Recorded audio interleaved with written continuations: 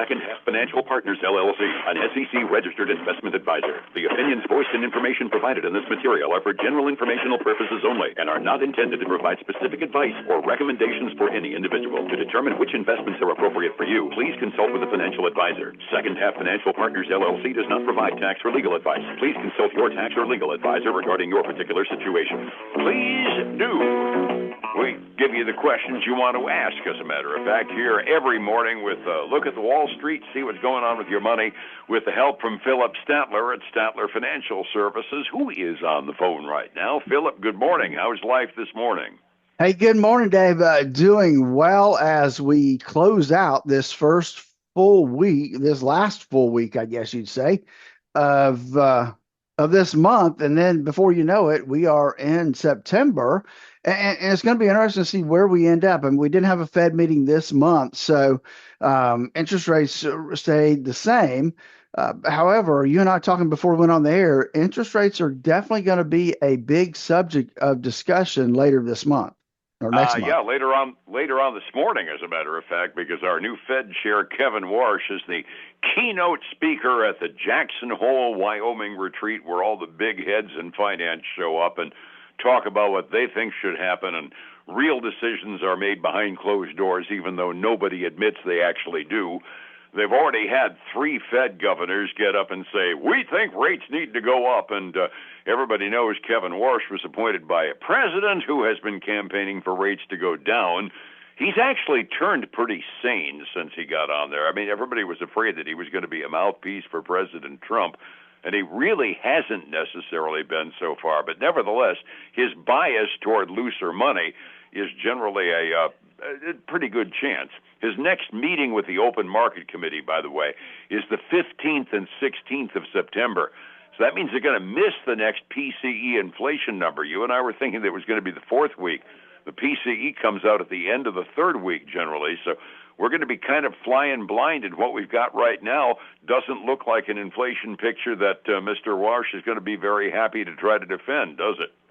It doesn't, and I was looking to see how many voting members there were, and it's unusual. There's 12 members, and I would think you'd have an odd number, so there would never be a tie vote, but evidently there's not, and so we've got, it looks like 12 members of the committee.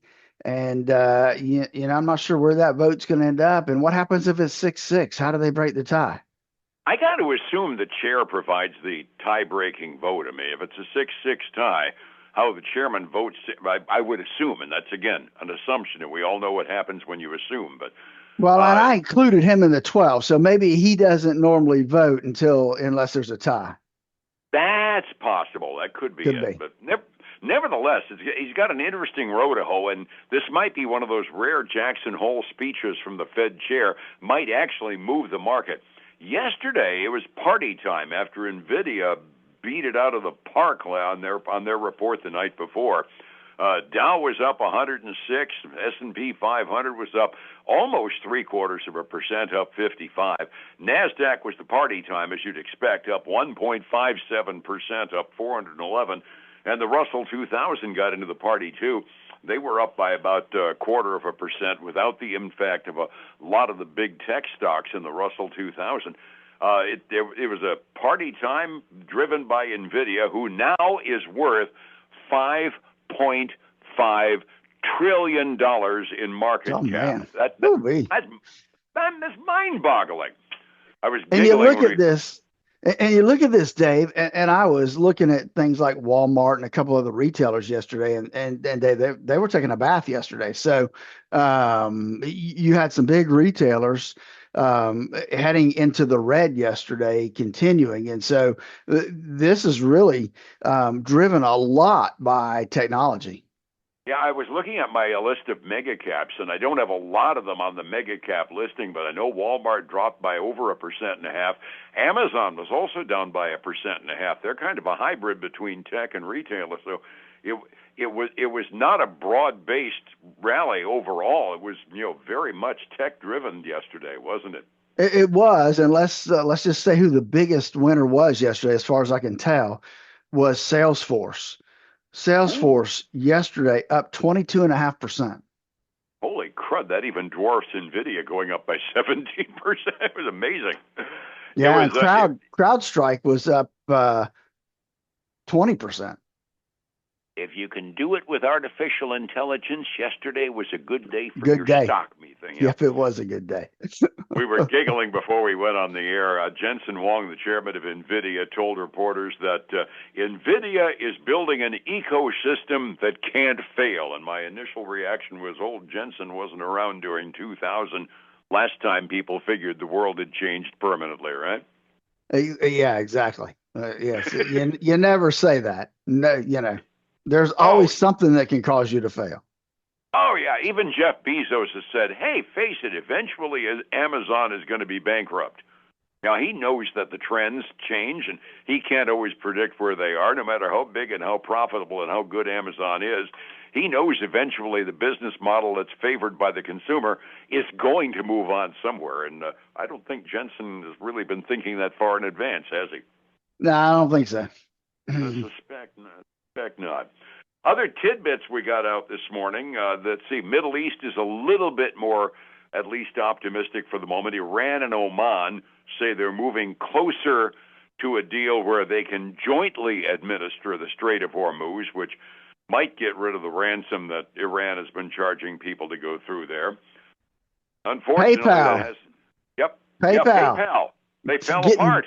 They fell apart, man. I tell you, there was an expectation, or there was talk about two companies, Advent and Stripe, which are two kind of payment companies, were going to buy or try to buy leverage buyout of PayPal, and they've decided now not to pursue it, which is probably a smart deal. When you start talking leverage buyouts, you really got to have some big profit coming from somewhere to cover the leverage. And so that's got PayPal shrinking this morning, down 14%. Ooh, that's one of the things that causes ulcers in boardrooms, doesn't it? Yeah, exactly. So that was that was kind of painful for them.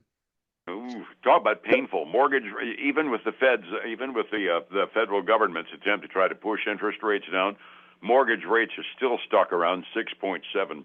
So, for all the effort the federal government's done trying with their bond buyback routine, hasn't helped one tiny little bit, has it? No, it hasn't. I mean, I was looking at interest rates this morning as far as the 10-year and 30-year Treasury. 30-year Treasury's back up 5.2. The 10 years at 4.69 right now.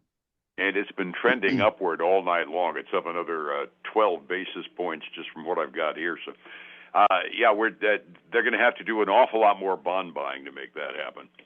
We are at the butt end of earnings season, but we got a household name or two to talk about. How did the Gap do last quarter, anyway? Hey, the Gap, they had a good quarter.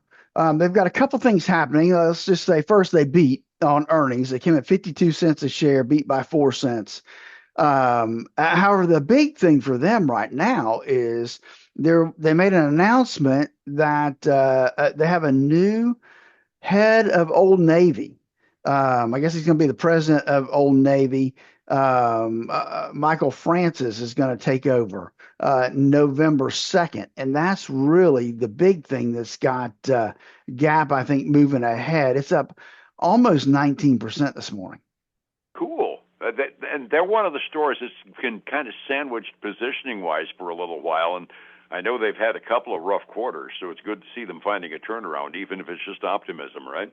Well, yeah, and they kind of fill both gaps, right? You got the Gap store, which is upper trendy retail, and you got Old Navy, which is cost conscious, flair and that type of stuff, with kind of the lower price points.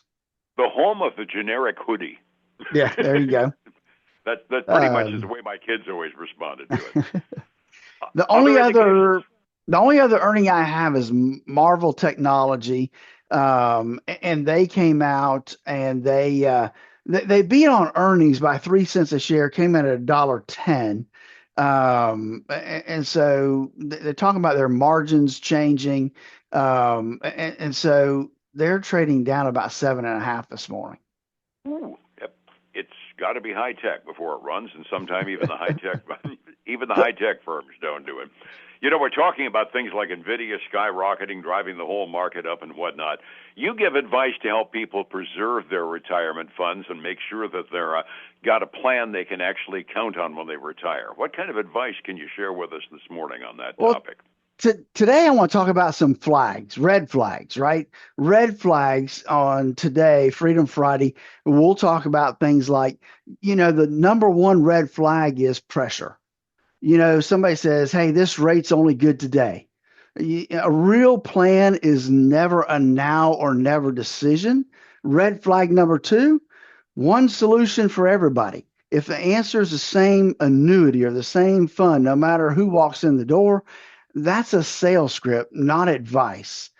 And red flag number three, they won't explain how they get paid. If you ask, how do you make money on this? And you get that fuzzy answer and deer in the headlight look, that's your answer. And so that's something you want to make sure that you are cognizant of when you are shopping around and looking for a financial advisor. I know that a lot of times I sit down with folks off and on, and they come in and they say, hey, look, I've got this annuity. It had this great bonus. Well, the deal was that poor big bonus they got also had a 15-year surrender charge. So they were stuck for 15 years in that product. So here's the deal. Good advice can wait a week or two. Good advice welcomes a second opinion. And good advice tells you exactly how it gets paid. Anything that fails those three tests, slow down. Take a step back and take a pause and make sure that you are getting the right advice. It's kind of interesting. I know guys that'll drive 10 miles to save a penny on a gallon of gas, but they don't check the price on their financial advice. Exactly. Good point. Resetting, and I've been guilty of that myself. Resetting the table. Great day on Wall Street yesterday, and all four major indexes, largely on the success of NVIDIA, dragging a bunch of allied stocks up. 45 minutes before we open this morning, what are we looking at? It's kind of a mixed bucket right now, Dave. The Dow is up about 0.2%. The S&P 500 is up 0.1%. However, the NASDAQ 100 is trading down a little over 0.1% right now. The Russell 2000 is even. If we look at the other side, silver is getting a huge jump this morning, Dave, up 1.75%. Gold's actually trading down about 0.25%. Crude oil is down about 1.1%, $82.56 a barrel. Dave, I'd really like it to be below 80 by Monday. You think you can make that happen? Not unless you believe in the Easter Bunny. The news I'm hearing doesn't really sound like that's in the cards, but I sure would love to see it. Across the ponds, I got a mixed bag in the Asian rim. The mainland Chinese markets were off by a bit this morning. The Japanese markets were up by about 0.5%, so it was kind of a mixed bag across the marketplace over there. Europe, generally relatively optimistic. I think they like that deal of Hollande getting involved in negotiating the Strait. Average European index is up by about 0.5% halfway through their trading day. Getting a hold of you in order to get a beat on my financial future and my retirement plans, I got to use your eyes. How do I find you to get a look at my plans? Then give us a call at 382-0037. Love to spend 30 minutes with them, make sure that they are on the right path to the retirement they always dreamed of. And then catch the Statler Financial Radio Show this weekend, 6 a.m. and noon on Saturday, 10 a.m. Sunday morning on Highlands News Talk, 7:30 a.m. and 95.3 FM. And I understand you're going to tell your partners to pound sand and join us on Monday morning as well here on Light. Yes, sir. I'll be there because that's the only day I'm going to be there next week. Well, I guess they're going to have to put up with me. Have a good day and a great weekend, my friend. And go Knowles! You're a 31.5% favorite over 31.5 point favorite over New Mexico State tomorrow.